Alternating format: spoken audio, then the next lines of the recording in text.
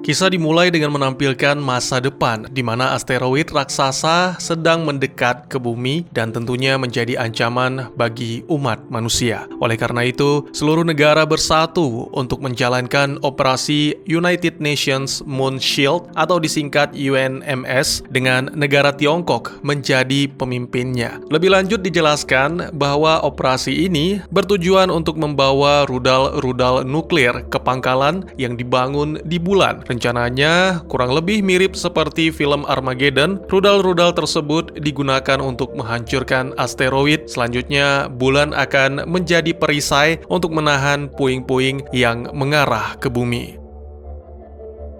Setelah 8 tahun menyusun seluruh rencana dengan sebaik mungkin, rudal-rudal pun diluncurkan dan asteroid raksasa yang diberi nama Pi berhasil dihancurkan, sehingga semuanya pun bersorak gembira. Sementara itu, di bulan, seorang staf bagian maintenance bernama Yue diketahui memiliki perasaan yang mendalam terhadap komandan UNMS bernama Xing, tetapi tak berani menyatakan karena kewibawaan dan ketegasan sang komandan. Pada suatu momen, Yue sempat menatap dalam dan mencoba menyambut Xing dengan ramah, namun yang diterimanya malah omelan karena dianggap bermalas-malasan. Meskipun demikian, hal itu sama sekali tidak melunturkan semangat sang tokoh utama kita. Yue menulis kata-kata indah sebagai isi surat sembari mendengarkan lagu-lagu cinta, sampai-sampai tak menyadari bahwa di luar sana sedang menggila. Ya, tiba-tiba saja para staf menerima laporan bahwa puing-puing asteroid sedang menuju ke bulan, tepatnya ke wilayah pangkalan UNMS. Dan segera Komandan Xing memerintahkan kepada semua kru untuk bergegas melakukan evakuasi. Beberapa waktu kemudian, saat Yue menyadari roket-roket mulai meluncur, tanpa menunda-nunda lagi, dia pun segera bergegas pergi menuju landasan. Yue mengemudikan rovernya dengan kecepatan tinggi, serta melakukan aksi-aksi gila yang luar biasa. Namun sangat disayangkan,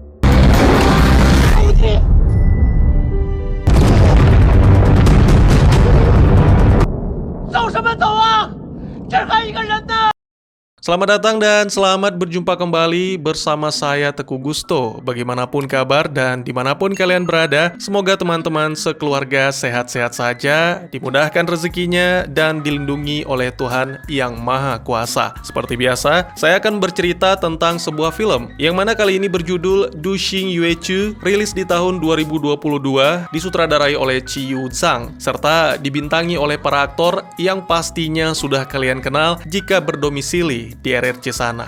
Baik, tidak usah berlama-lama, seruput dulu kopinya dan mari kita lanjutkan cerita.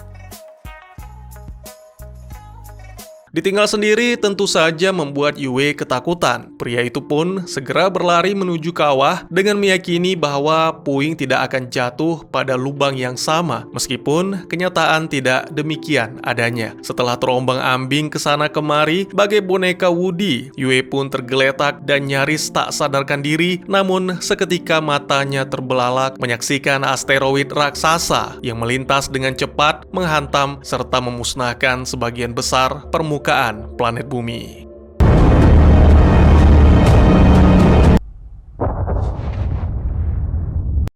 Berawal dari takut, marah, kini Yue pun merasa sedih setelah menyaksikan apa yang terjadi. Tak mampu mengekspresikan, Yue pun memutuskan kembali ke pangkalan untuk meminta bantuan. Namun sayangnya, sama sekali tidak ada balasan. Beberapa hari pun berlalu, segera terlintas di dalam pikiran bahwa Yue lah satu-satunya manusia yang masih hidup di alam semesta ini. Setelah memberikan hormat terakhir kepada rekan-rekan, Yue mulai terjerumus dalam keputusasaan. Meskipun persediaan makanan masih cukup kurang lebih untuk 300 orang selama 114 hari ke depan. Pada suatu hari, ide gila muncul. Yue berencana untuk membobol ruangan sang pujaan hati, mulai dari menebak dan memprediksikan kode akses sampai meledakkan pintu ruangan. Tujuannya adalah demi mendapatkan foto dan barang-barang pribadi yang mungkin masih tertinggal agar bisa memasangkannya di bangku untuk mengatur seolah-olah dia sedang berkencan dengan Xing dan makan malam bersama, tanpa menyadari bahwa ternyata umat manusia berhasil menyelamatkan diri dari serangan asteroid. Dan saat ini, para staf UNMS termasuk Komandan Xing sedang menyaksikan Yue lewat kamera pengawas.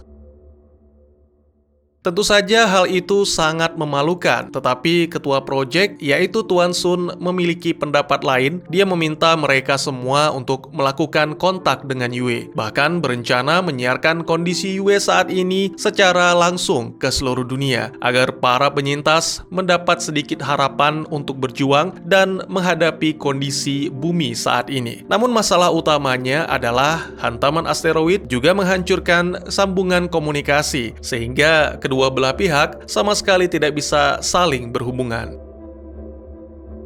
Kembali ke pangkalan bulan, pada suatu pagi waktu setempat, Yue terbangun dan menemukan bungkus makanan yang tercecer di koridor. Tentu saja hal ini membuat Yue sangat terkejut dan berpikir bahwa mungkin saja ada manusia lain yang selamat selain dirinya. Apalagi ditambah terdengar suara-suara dari gudang makanan. Harapan Yue pun menjadi semakin besar kala melihat bayangan mirip wanita. Dia berpikir mungkin saja mereka bisa menjalankan program populasi, namun semua harapan itu sirna berganti dengan perasaan terkejut yang luar biasa karena ternyata itu adalah seekor kanguru besar bernama King Kong Ru atau selanjutnya kita sebut Kong. Diketahui bahwa Kong adalah hewan yang sengaja dibawa oleh seorang ilmuwan dengan tujuan penelitian. Bersamaan dengan itu, Tuan Sun menjelaskan suatu ide bahwa mereka akan menyewa seorang dubber untuk mengisi suara Yue yang nantinya akan mengucapkan kata-kata penyemangat. Namun sayangnya, rencana tersebut gagal karena kemunculan Kong.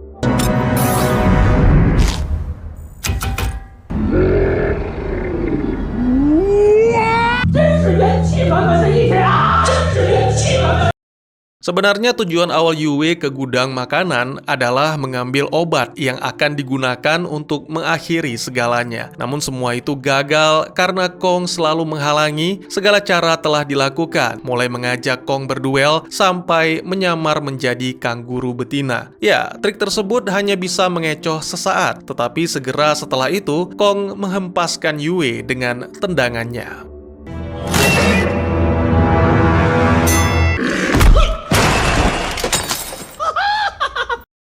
Meskipun demikian, Yue tetap tidak menyerah. Dengan disaksikan oleh para penyintas bumi, Yue kini menciptakan senjata dengan 3D printing untuk memulai pertarungan selanjutnya. Ready, go!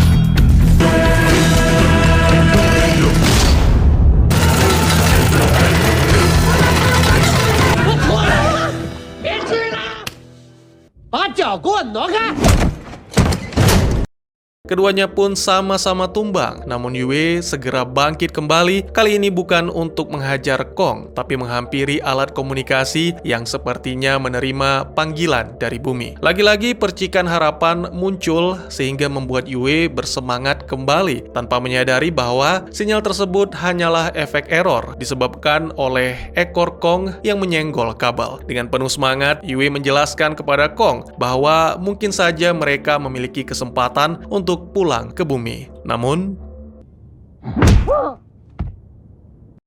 kurang lebih 200 hari telah berlalu sejak hantaman asteroid. Kini Yue dan Kong hidup berdampingan meskipun tak jarang terjadi perkelahian. Pria itu juga berencana menggunakan pod yang ditinggalkan oleh misi Apollo 18 untuk meluncurkan diri ke space station terdekat dan selanjutnya menuju ke bumi. Setelah semuanya siap, pada suatu hari Yue bersama dengan Kong menuju ke lokasi pod. Keduanya memang berhasil membawa benda itu kembali ke pangkalan, namun ternyata diketahui bahwa pod hanya mampu membawa satu orang saja karena tenaga pendorongnya kurang. Sebenarnya Yue ingin meninggalkan Kong karena merasa diri lebih berguna. Pria itu sempat memperdaya Kong lalu kabur, namun pada akhirnya berakhir babak belur.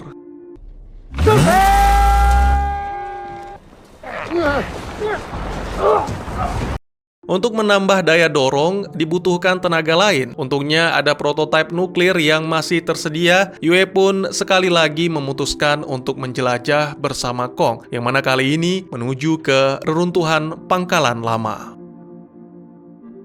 Perjalanan ini diperkirakan akan memakan waktu berminggu-minggu karena fasilitas yang dimaksud berada di sisi lain bulan. Kembali ke bumi, Komandan Shing dan yang lainnya menyaksikan momen tersebut dengan cemas, dibantu oleh Daber Gadungan yang kini bertugas sebagai komentator. Kecemasan tersebut dikarenakan rover yang dinaiki oleh Yue dan Kong bertenaga surya, sementara matahari menyinari permukaan bulan hanya 14 hari selama siklus. Ini berarti rover hanya dapat menempuh sekitar 6.500 km, sedangkan jarak dari pangkalan ke fasilitas 8.000 km. Dan setelah matahari terbenam, Yue akan terdampar di tengah-tengah bulan, bahkan mungkin lebih buruknya mati membeku. Namun ketika semua harapan para penduduk bumi hilang, Shing menyadari sesuatu yang ternyata benar adanya, bahwa Yue sebenarnya menuju ke arah berlawanan. Ya, Yue berencana mengejar matahari karena bulan hanya berputar dengan kecepatan 16 km per jam, yang mana ini membuat Yue memiliki banyak waktu untuk menyelesaikan misi, di mana setiap harinya dia akan beristirahat selama 4 jam. Beberapa hari telah berlalu, Yue menjadi terlihat mulai kehilangan semangat dan sering berhalusinasi. Beruntung Kong selalu berada di sebelahnya, meski tak mampu berkomunikasi, tapi tak jarang mamalia itu selalu melakukan sesuatu yang membuat Yue bangkit. Akhirnya, setelah perjalanan panjang dan berbahaya, duo itu pun tiba di fasilitas yang terbengkalai. Tak butuh waktu lama bagi Yue untuk menemukan nuklirnya. Berkali-kali ia memperingatkan Kong agar berhati-hati dan tidak menyentuh apapun. Namun,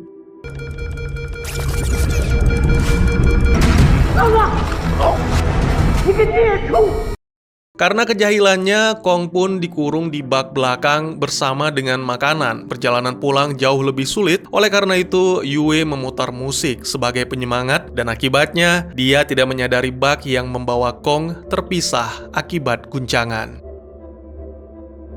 Setelah menempuh perjalanan sejauh ratusan kilometer, barulah Yue menyadari bahwa Kong telah tertinggal. Kini sang tokoh utama kita dihadapkan dengan pilihan yang sulit. Jika kembali menjemput Kong, maka dirinya akan kehilangan sinar matahari dan kendaraan menjadi tak berfungsi. Tetapi jika tetap melanjutkan perjalanan, maka Kong akan membeku dan mati. Pada awalnya, Yue tidak ingin menjemput Kong karena kelakuan jahilnya yang menyebalkan. Tapi sebenarnya, dari lubuk hati yang terdalam,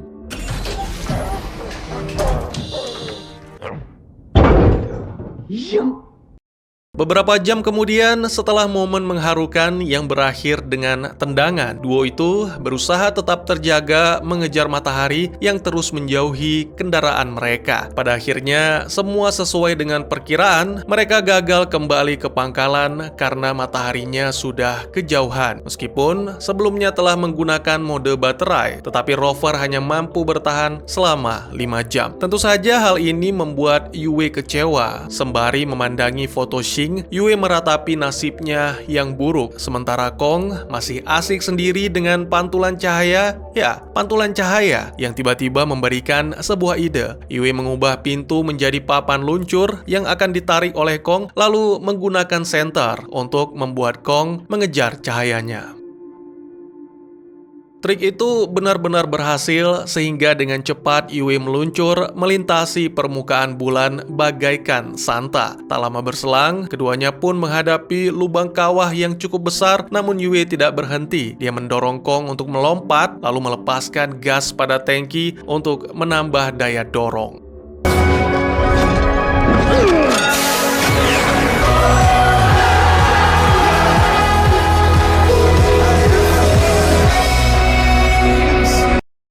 Kembali ditampilkan bumi, di mana momen yang dialami Yue seolah memberikan keberanian dan harapan bagi seluruh umat manusia. Banyak di antara mereka yang bersorak, namun tak sedikit pula yang terharu bahagia. Ya, Yue pada akhirnya berhasil membawa nuklir dan mempersiapkan diri untuk kembali ke bumi. Lagi-lagi, tak ada seorang pun yang menyadari bahwa sesuatu yang besar sedang menuju ke bumi. Tiba-tiba saja, Yue kembali menerima komunikasi dari bumi yang tentunya tentunya kita semua sudah tahu bahwa sebelumnya itu akibat ekor Kong. Kali ini semuanya terungkap, seketika kebahagiaan berubah menjadi kekecewaan dan Yue melampiaskannya kepada Kong. Merasa kehilangan harapan, Yue pun memutuskan untuk mengakhiri misi dan mengubur harapannya dalam-dalam. Ya, kini Yue telah benar-benar yakin dan siap untuk mengakhiri segalanya, namun di saat-saat terakhir, tiba-tiba saja Yue melihat setitik cahaya di bumi yang kemudian menjadi banyak sekali dan membentuk kalimat. Sebenarnya kalimat itu diniatkan untuk menyemangati. Sayangnya, Yue malah menganggapnya sebagai penghinaan. Tapi tidak mengapa, karena hal yang terpenting adalah mengetahui bahwa Yue bukanlah satu-satunya manusia yang tersisa. Di hari ke-613 sejak terdampar, hidup Yue telah benar-benar berubah menjadi lebih baik. Selain itu, kini alat komunikasi telah berfungsi kembali, sehingga dia bisa berbicara dengan orang-orang yang ada di bumi, termasuk Xing, sang pujaan hati. Pada sebuah momen, Yue mengakui bahwa Xing lah yang menjadi satu-satunya alasan bagi Yue untuk bergabung dengan UNMS. Pengakuan tersebut membuat Xing terharu. Wanita itu meminta maaf karena meninggalkan Yue di bulan, meski sebenarnya telah mengetahui bahwa Yue tertinggal. Hari-hari berikutnya adalah hari-hari yang sibuk. Yue mulai membangun pot dengan dibantu para staf ahli, tentunya secara virtual. Setelah semuanya siap, ditampilkan Yue dan Kong dengan kostum astronot bergegas memulai perjalanan menuju ke Space Station tanpa menyadari bahaya besar yang sedang menuju ke bumi. Beberapa waktu kemudian, semua penduduk bumi bersorak gembira merayakan keberhasilan Yue dan Kong mencapai Space Station. Di saat yang sama, Komandan Xing akhirnya dipanggil untuk menghadap Tuan Sun, di mana di sini akhirnya dia mengetahui tentang asteroid raksasa yang berukuran lebih besar sedang menuju ke bumi yang disebut oleh PBB sebagai P+. Mereka tidak memiliki apapun untuk menghalau asteroid tersebut kecuali nuklir yang saat ini digunakan oleh Yue. Tak punya pilihan, dengan berat hati Xing memberitahu Yue tentang masalah ini. Sangat mengejutkan, ternyata sejak tadi Yue mendengar percakapan Sun dan Xing karena sang komandan lupa mematikan alat komunikasi. Yue sama sekali tidak keberatan untuk berkorban. Dia mengatakan semua demi keselamatan seluruh umat manusia, terutama sang pujaan hati, Komandan Xing. Tak lama kemudian, UNMS mengumumkan kepada seluruh penyintas untuk kembali ke dalam bunker bawah tanah, mempersiapkan diri menghadapi yang terburuk. Sementara di Space Station, ditampilkan suatu momen mengharukan, perpisahan dua sekawan Yue dan Kong. Meski sebenarnya Kong ingin tetap bersama, tapi Yue menolak karena lebih baik Kong kembali ke bumi dan membangun keluarga baru bersama kanguru lain. Escape pod ejected. Meskipun pedih, tapi Yue tetap menguatkan diri karena kini dia menjadi satu-satunya harapan seluruh umat manusia. Beberapa waktu kemudian, sang jagoan kita mengendalikan potnya menuju ke arah P+ dengan melewati puing-puing yang mengiringi. Sebisa mungkin, Yue melakukan manuver-manuver untuk menghindar, namun semakin dekat dengan P+, kondisinya semakin kacau, sehingga terjadilah tabrakan yang membuat potnya hilang kendali.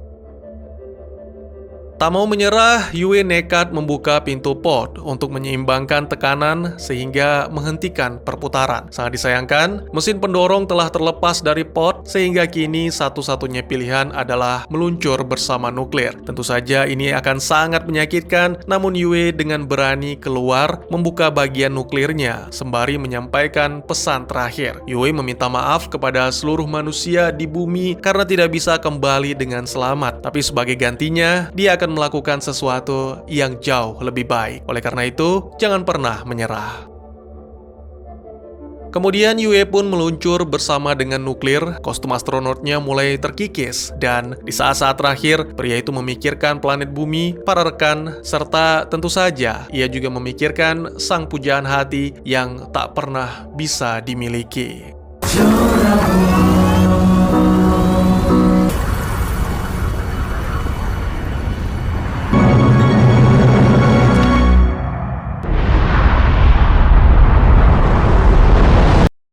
Kembali ditampilkan bumi di mana orang-orang akhirnya keluar dari bunker dan melihat ledakan besar di langit. Semuanya bahagia dan menangis penuh haru atas pengorbanan yang dilakukan Yue. Film pun ditutup dengan menampilkan bertahun-tahun kemudian di mana bumi mulai pulih. Kong kembali ke habitatnya dan kini sudah berkeluarga. Selain itu juga ditampilkan Komandan Shing yang memimpin misi pertama ke bulan setelah bencana besar untuk melanjutkan tugas UNMS melindungi bumi. Di sana dia melihat bayangan Yue yang kini telah damai. Kemudian, akhirnya bersama-sama mereka menatap bumi yang menjadi lebih indah berkat puing-puing asteroid yang mengelilingi, sehingga membentuk cincin. Ya, sebuah planet yang kaya akan kehidupan dan tentu saja layak untuk dilindungi. Dan tamat. Dalam film Ridley Scott ada The Martian tahun 2015 di mana Matt Damon berperan sebagai seorang astronot yang ditinggalkan di Mars setelah gagalnya misi. Kita melihat bagaimana astronot tersebut tetap bertahan hidup menanam kentang dengan menggunakan kotorannya sendiri sebagai pupuk. Selanjutnya, dalam film Duncan Jones ada Moon tahun 2009, di mana Sam Rockwell memerankan seorang pria dalam satu misi untuk menjalankan pertambangan helium-3 di bulan. Kita ditunjukkan bagaimana tokoh utama berjuang untuk meyakinkan keberadaannya sendiri di tengah-tengah kemunculan klon dirinya.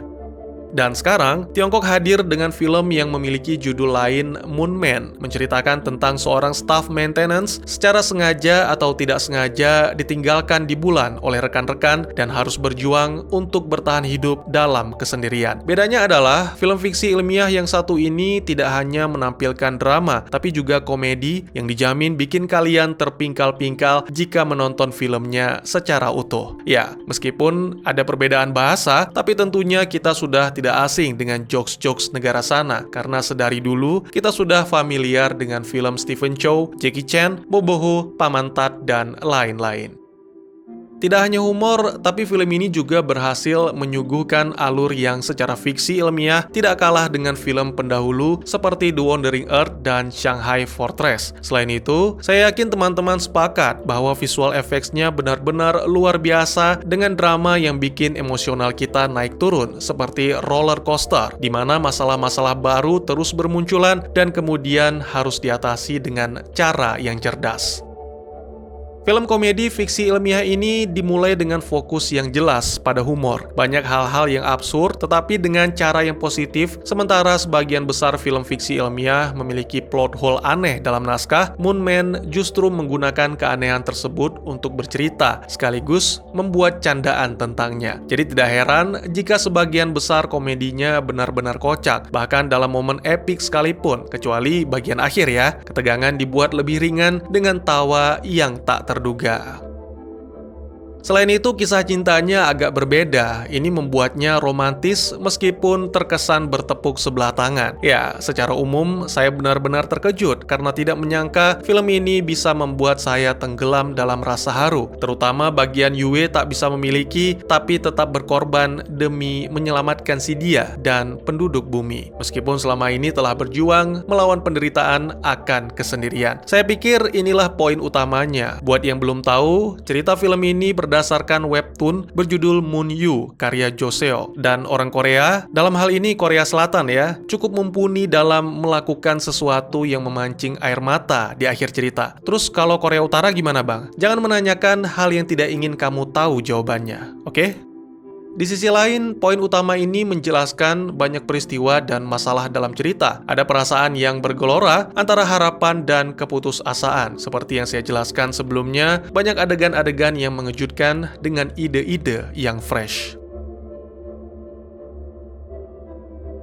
Saya tidak merasa bahwa film ini membutuhkan sequel karena Moon Man adalah cerita tentang seseorang bernama Yue, bukan tentang bumi atau umat manusia, meskipun memang tujuannya adalah menyelamatkan bumi. Tapi bukannya tidak mungkin jika memang rilis Moon Man 2 yang menceritakan tentang prequel, seperti misalnya masa-masa di mana Yue baru diterima sebagai staff maintenance di UNMS, masa-masa awal di mana Yue berjuang mendapatkan perhatian sang pujaan hati yang mungkin tak kalah konyol namun menyentuh. Atau mungkin juga bisa menceritakan masa-masa muda Yue yang sepi dan bagaimana Yue berjuang untuk bertahan dalam kesepiannya itu. Bagaimana menurut kalian? Mohon maaf, tak banyak yang bisa saya jelaskan, tapi film ini sangat-sangat layak untuk disaksikan bersama keluarga, teman, atau mungkin bersama pasangan. Silakan memberikan komentar, bertanya, ataupun merequest kira-kira film apa yang menarik untuk dibahas. Bisa lewat kolom komentar, atau buat yang malu-malu bisa via DM ke Instagram saya di @tekugusto. Insya Allah pasti akan dibaca. Mari kita jadikan kolom komentar sebagai sarana penambah wawasan dan menciptakan jalinan persaudaraan, bukan malah menjadikannya sebagai tempat pembulian sehingga menciptakan permusuhan. Jangan lupa untuk dukung terus channel ini dengan cara share, like, dan subscribe, karena dukungan dari kalian sangat berharga bagi saya demi perkembangan channel ini. Saya Gusto, sampai jumpa di video selanjutnya. Tetap semangat, tetap bersyukur setiap hari. Dadah!